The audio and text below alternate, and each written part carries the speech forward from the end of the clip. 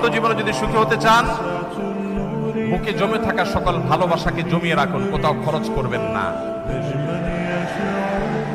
রাস্তাঘাটে, পার্কে, ক্লাসরুমে, অজায়গায় কুজায়গায় ভালোবাসা সব খরচ করে বিয়ের পরে যখন ভালোবাসা বিনিময় করার দরকার হবে তখন দেখবেন পুঁজিতে টান পড়েছে, তখন দেখবেন পুঁজি আর পাওয়া যাচ্ছে না।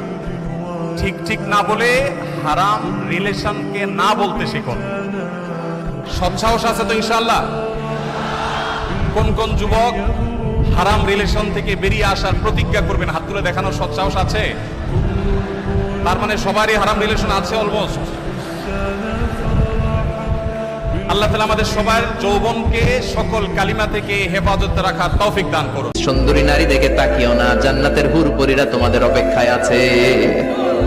চোখ নামাও, lower your gauge, lower your I side, চোখ নিচের দিকে রাখো। জান্নাতের হুরপরীরা তোমাদের জন্য দে আর ওয়েটিং ফর ইউ। জিন কিংবা মানুষের কেউ কোনোদিন ওই হুরদের গায়ে টাচ দেয় নাই, তার মানে ইনট্যাক্ট ইনট্যাক্ট রেখেছে আপনাদের জন্য। এত সুন্দর, এত ফর্সা, এত চমৎকার হবে এদের স্কিন। গোশতের ভেতরে, মাংসপেশির ভিতরে যে রগের ভেতরে রক্তের চলাচল দেখা যাবে। একটা ট্রেন্ড এখন চলছে, দেখবেন হারাম রিলেশনশিপকে মিডিয়ার মধ্য দিয়ে প্রমোট করা হচ্ছে, মনে হয় একটা স্বাভাবিক বিষয়, কোনো বিষয় না এটা, যে কেউ জেনাই করতে পারে, জেনা পর্ন খুব নর্মাল। হালাল ভাবে যদি আপনি বিয়ে শাদী করতে যান তখন সমস্যা হচ্ছে, হালাল ভাবে যদি আপনি বিয়ে করতে যান তখন সমস্যা হচ্ছে। হারাম ভাবে আপনি যা ইচ্ছা তাই করতে পারেন, সমাজে কেউ কিছু বলছে না। এখন বলছে এগুলো স্বাধীনতা।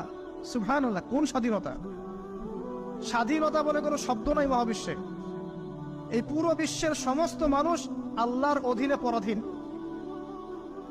এই বিশ্বে যত মানুষ বসবাস করছে এখন, এরা কেউই স্বাধীন নয়, না কেউ স্বাধীন ছিল, না আছে, না থাকবে।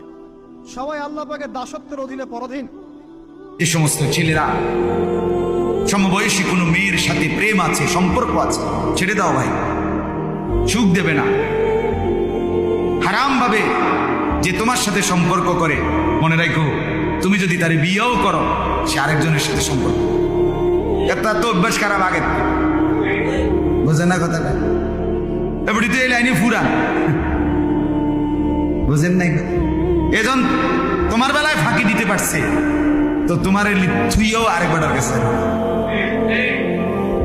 আল্লাহ আমাদেরকে মাফ করুন।